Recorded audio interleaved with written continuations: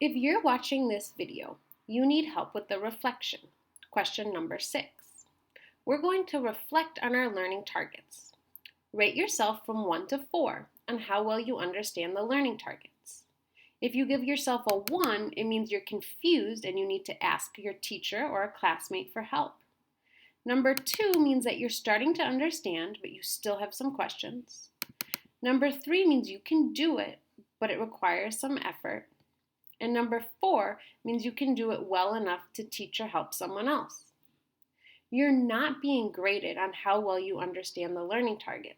It's important to be honest because that gives your teacher important feedback about if it's time to move on to something new or if the next lesson should go back and help you understand something important.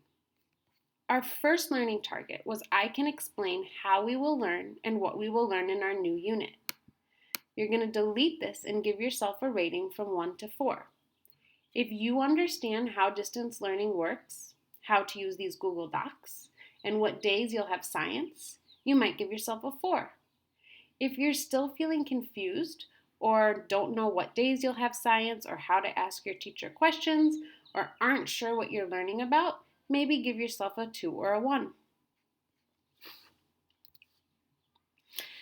Next, I can reflect on what I know and want to learn about the human body and how it changes food into energy.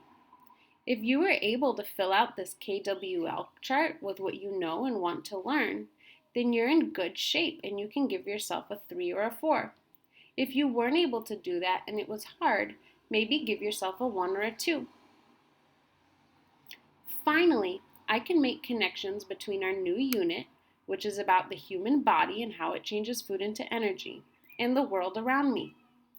If you were able to watch 2 of these videos and make a connection between these videos and what we're learning in our unit, give yourself a 3 or a 4. If that was hard for you, give yourself a 1 or a 2.